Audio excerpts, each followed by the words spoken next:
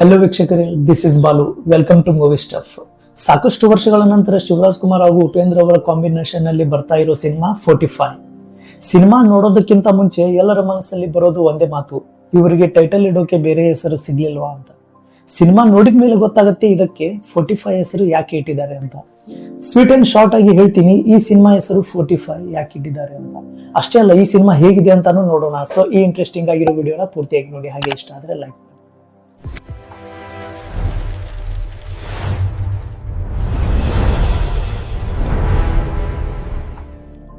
ವೀಕ್ಷಕರೇ, ಈ ಸಿನಿಮಾದಲ್ಲಿ ಶಿವರಾಜ್ ಕುಮಾರ್ ಅವರ ಪಾತ್ರ ಸೂಪರ್ ಆಗಿದ್ದು, ಸಿನಿಮಾ ಸ್ಟಾರ್ಟ್ ಆದ್ರೆ 20 ನಿಮಿಷದವರೆಗೂ ಕೂಡ ಫುಲ್ ಕ್ಯೂರಿಯಾಸಿಟಿ ಹೊಂದಿರುವ ಸಿನಿಮಾ. ಸಿನಿಮಾ ನೋಡೋರನ್ನ ಹೇಗೆ ಕೂರಿಸಲಾಗುತ್ತೆ ಅಂದ್ರೆ, ಯಾವುದೇ ಕಾರಣಕ್ಕೂ ಸಿನಿಮಾ ಅರ್ಧದಲ್ಲಿ ಬಿಡೋದಕ್ಕೆ ಮನಸ್ಸೇ ಬರೋದಿಲ್ಲ. ಆ ರೀತಿ 20 ನಿಮಿಷ ಕಾಯ್ದಿರಿಸಲಾಗುತ್ತೆ.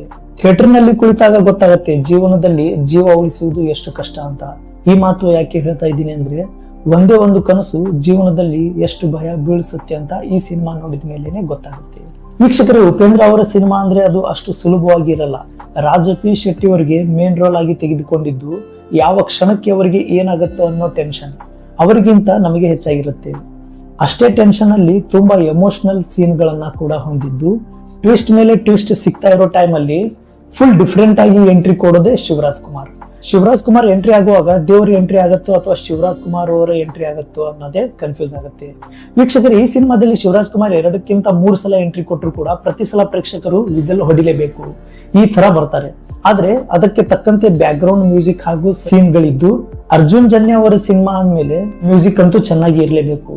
ಈ ಸಿನಿಮಾದಲ್ಲಿ ಒಂದು ಡಿಫ್ರೆಂಟ್ ಯಮಲೋಕವನ್ನೇ ಸೃಷ್ಟಿ ಮಾಡಿದ್ದಾರೆ. ಇದರಲ್ಲಿ ಯಮಧರ್ಮನಾಗಿ ಬರೋದೇ ಉಪೇಂದ್ರ ಅವರು.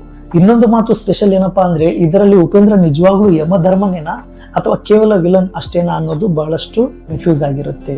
ಮೊದಲಿನಿಂದಾಗಿ ಯಾರನ್ನಾದ್ರೂ ಟಾರ್ಗೆಟ್ ಮಾಡ್ಬೇಕಂದ್ರೆ ಅವರಿಗೆ 45 ದಿನ ಟೈಮ್ ಕೊಡೋ ಉಪೇಂದ್ರ ಅವರು 45 ದಿನ ಯಾಕೆ ಕೊಡ್ತಾರೆ ಅಂತ ಯಾರಿಗೂ ಗೊತ್ತಾಗಲ್ಲ. ಬಟ್ ಸಿನಿಮಾ ಮುಗಿಯುವ ಟೈಮ್ ಅಲ್ಲಿ ಗೊತ್ತಾಗತ್ತೆ 45 ದಿನ ಅನ್ನೋದು ಒಂದು ಆತ್ಮ ಹೊರ ಬಂದ ಮೇಲೆ ಅದು ಎಷ್ಟರ ಮಟ್ಟಿಗೆ ಹೋರಾಡುತ್ತದೆ ಅಂತ. ಒಬ್ಬ ಮನುಷ್ಯ ಸತ್ತ ಮೇಲೆ ಅವನ ಆತ್ಮ 45 ದಿನಗಳವರೆಗೂ ಹೇಗೆ ಗೋಳಾಡುತ್ತದೆ ಎಂಬುದು ಇದರಲ್ಲಿ ಸ್ಪಷ್ಟವಾಗಿ ತೋರಿಸಲಾಗಿದೆ. ಇದು ಉಪೇಂದ್ರ ಅವರ ಸಿನಿಮಾ ಅಲ್ವಾ, ಸೊ ನೋಡೋರು ಕೂಡ ತುಂಬಾ ಕಾನ್ಸಂಟ್ರೇಟ್ ಇಂದ ನೋಡ್ಬೇಕಾಗತ್ತೆ ಅಷ್ಟೇ. ಶಿವರಾಜ್ ಕುಮಾರ್ ಹೇಳಿರುವ ಒಂದೊಂದು ಡೈಲಾಗ್ ಕೂಡ ಮನಸ್ಸು ಮುಟ್ಟುತ್ತೆ. ಕೆಲವು ಜನಕ್ಕೆ ಕಣ್ಣಲ್ಲಿ ನೀರು ಕೂಡ ಬರಬಹುದು. ಸಿನಿಮಾದಲ್ಲಿ ಎಷ್ಟು ಸೀರಿಯಸ್ ಸಿಚುವೇಶನ್ ಇದ್ರೂ ಕೂಡ ಮಧ್ಯದಲ್ಲಿ ಸ್ವಲ್ಪ ಸ್ವಲ್ಪ ಕಾಮಿಡಿಗೇನು ಕಮ್ಮಿ ಮಾಡಿಲ್ಲ. ಈ ಸಿನಿಮಾದಲ್ಲಿ ಯಾರ್ದು ಕೂಡ ತಪ್ಪೇ ಇರಲ್ಲ. ಅವರವರ ಜಾಗದಲ್ಲಿ ಅವರು ಎಮೋಷನಲಿ ಕರೆಕ್ಟೇ ಇರೋದು. ಸ್ಟೋರಿಯಲ್ಲಿ ಸುತ್ತಿ ಬಳಸಿ ಮತ್ತೆ ತಿರುಗಿ ಬರೋದೇ ಅವರವರ ಕರ್ಮಕ್ಕೆ. ಕರ್ಮ ಅನ್ನೋದು ಎಷ್ಟು ಇಂಪಾರ್ಟೆಂಟ್ ಅಂತ ಈ ಸಿನಿಮಾದಲ್ಲಿ ನೋಡೋದಕ್ಕೆ ಸಿಗುತ್ತೆ. ವೀಕ್ಷಕರೇ, ಇಂತಹ ಹಲವಾರು ವಿಷಯಗಳು ನಮಗೆ ಗೊತ್ತಿಲ್ಲದೆ ಇರುವಂತಹ ಸಂಗತಿಗಳು ಈ ಸಿನಿಮಾದಲ್ಲಿ ನೋಡಬಹುದು. ಈ ಸಿನಿಮಾದ ಸಾರಾಂಶ ಗೊತ್ತಾಗ್ಬೇಕಂದ್ರೆ ಪೂರ್ತಿಯಾಗಿ ಸಿನಿಮಾ ನೋಡಲೇಬೇಕು. ಅಷ್ಟಕ್ಕೂ ಈ ಸಿನಿಮಾ ನೀವು ಕೂಡ ನೋಡಿದ್ರೆ ನಿಮ್ಗೂ ಕೂಡ ಪೂರ್ತಿ ಅರ್ಥ ಆಗಿದೆ ಅಥವಾ ಇಲ್ವಾ ಅಂತ ಕಮೆಂಟ್ ಮಾಡಿ ಹೇಳಿ. ಹಾಗೆ ನಮ್ಮ ಚಾನೆಲ್ಗೆ ಇನ್ನೂ ಸಬ್ಸ್ಕ್ರೈಬ್ ಮಾಡಿಲ್ಲ ಅಂದ್ರೆ ಈಗಲೇ ಸಬ್ಸ್ಕ್ರೈಬ್ ಮಾಡಿ. ಸೊ ನಾವು ಮತ್ತೆ ಸಿಗೋಣ ಮುಂದಿನ ವಿಡಿಯೋದಲ್ಲಿ. Thank you.